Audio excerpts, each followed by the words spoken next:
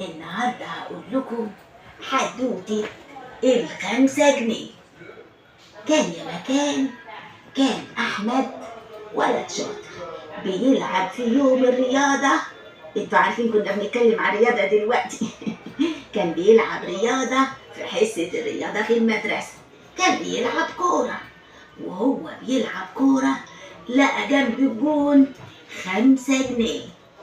بص لل5 جنيه كده وقال: يا ترى وقعت من مين؟ اخدها ولا اسيبها؟ دي قد مصروفي بالظبط. اخدها اجيب بيها حاجات من الكانتين ولا اسيبها اسال على صاحبها؟ اعمل ايه؟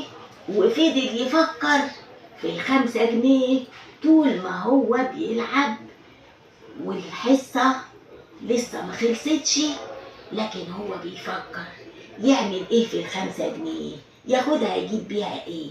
يا ترى حرام انه ياخدها عشان هي مش بتاعته ولا يسيبها؟ وبعدين على بال الماتش ما خلص لسه رايح ياخدها عشان يحطها في صندوق الامانات بتاع الفصل، لقى واحد زميله خدها وراح على الكانتين يشتري بيها حاجة. زعل وقال: يا خسارة، يا ريتني كنت خدتها، انا ما كنتش هصرفها، انا كنت عاوز اخدها احطها في صندوق الامانات، انا حاسس بالذنب اني ما خدتهاش وشلتها، اعمل ايه دلوقتي؟ لكن صاحبنا احمد عمل ايه؟ راح لبابا وقال له: ممكن يا بابا تديني 5 جنيه؟ عاوزها تعمل بيها ايه يا حبيبي؟ عاوزها يا بابا اعمل بيها حاجة. لا ما ينفعش كده، انت خدت مصروفك. لو سمحت يا بابا، دي حاجة بيني وبين ربنا. اذا كان كده معلش هديك 5 جنيه. صاحبنا خد ال5 جنيه وراح حطها في نفس المكان جنب الملعب بتاع الكورة، وقال ايه؟ يمكن صاحبها يجي ياخدها. لكن واحد زميله تاني راح خدها وفضل يبص احمد وهو متضايق: يوه، تاني حد خد ال5 جنيه تاني، انا كنت عاوز صاحبها يجي يدور عليها، اعمل ايه دلوقتي؟ يا ريتني خدتها حطيتها في الصندوق بتاع الامانات على طول، انا متضايق دلوقتي. لكن صاحبنا عمل ايه؟ راح لبابا تاني وقال له: انا اسف يا بابا، ممكن تديني كمان 5 جنيه؟ انت ايه حكايتك بقى؟ ايه يا احمد كل يوم 5 جنيه؟ يا بابا انا هقول لحضرتك بعد لما اعمل بيها اللي انا عايزه، ده سر بيني وبين ربنا.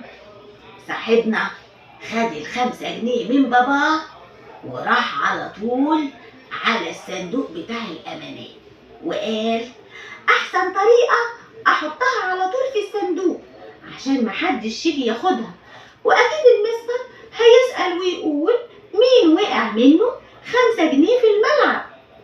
وبكده وهو رايح يحطها لقى ال2 زمايله واقفين عند صندوق الامانات، كل واحد ماسك 5 جنيه وعاوز يحطها في الصندوق. ال2 دول اللي كانوا خدوها من الملعب رايحين يودوها في الصندوق عشان ايه؟ ضميرهم صحي وعرفوا ان هم خدوا حاجة مش بتاعتهم. فرح احمد وراح حكى لبابا وقال له على كل الحكاية. بابا قال له: انا فخور بيك يا احمد، انت كده يا حبيبي حافظت على الامانة. وراح بيسه. وبعدين نام احمد. الصبح احمد لقى مصروفه كامل بعد ما بابا كان هيخصم منه، لقى المصروف كامل ولقى جنبه هدية حلوة، وحس بباباه وهو بيطبطب عليه وبيبوسه من جبينه وبيقول له: ربنا يحميك، انت حافظت على الامانة. وكده حدوتتنا خلصت من تأليف الأستاذ سيد شريف. وتوتة توتة خلصت الحدوتة يا ولاد. شكرا لك يا ماما سلمى. تعالي بقى نسأل فريدة، سمعتي الأمانة اللي انت المعلومة أو الصفة اللي انت عرفتها لنا من شوية؟ ايه رأيك؟ فهمتي؟ عرفتي ان احنا لازم لو لقينا حاجة واقعة أو ضايعة نروح ندور دي بتاعت مين، زي ما صديقنا راح وداها صندوق الأمانات علشان اللي ضاعت منه أو اللي وقعت منه هيروح يسأل عليها، صح كده؟ هي لارا صح؟ فهمتيها؟ فهمتي؟ على فكرة أنا من فترة بحب أقول برضه، مش من كتير، من 4 أيام تقريبا، أنا كنت ماشية بتكلم في التليفون، وده يعني حصل يعني. ده أنا مش حد يعني. لقيت مبلغ كبير جدا حوالي 20,000 جنيه مربوطين كده 4 ربطات. وبعدين انا بكلم صاحبتي في التليفون، ففجاه بقول لها ايه ده انا لقيت فلوس، فبتقول لي طب خلاص خديها. فقلت لها ده مبلغ كبير جدا. انا اتخضيت من شكل الفلوس، وبعدين قلت لها لا ده مبلغ كبير جدا. فحطيت الفلوس في الشنطه، اصبروا ما خدتهاش، حطيت الفلوس في الشنطه ورحت رايحه محل، كان في محل قدام سوبر ماركت، رحت قلت له لو سمحت انا لقيت مبلغ كبير هنا وهديك رقم تليفوني لما حد يجي يسأل، اكيد اللي وقع منه المبلغ ده هيدور في الشارع ده، لان هو هيدور في كل الشوارع اللي مشي فيها، فلو سمحت خد رقم تليفوني، بمجرد ما يجي يسأل على الفلوس بتاعته هيقول لك يعني خليه يكلمني وانا اشوف المواصفات، لو لقيت نفس المبلغ اللي معايا هي دي فلوسه انا هنزل حالا اديله الفلوس. لسه بديله رقم التليفون، كتب نص الرقم. اتفاجئت بقى بحد، هي ست يعني جت وقالت الفلوس دي لو سمحت مفيش حد لا فلوس هنا. فقلت لها انا، فكانت فرحتها عايزه اقول لك اقسم بالله كانت عايزه تبوس ايدي، مسكت ايدي وعايزه تقول لي كده، بس قلت لها لا طبعا ما ينفعش من كتر فرحتها.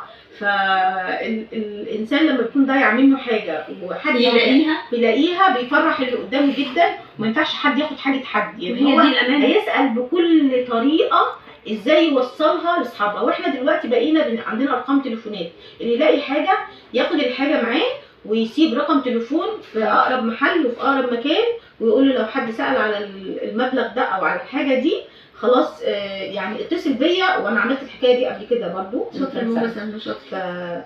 وربنا هيعوضنا حاجات كتير.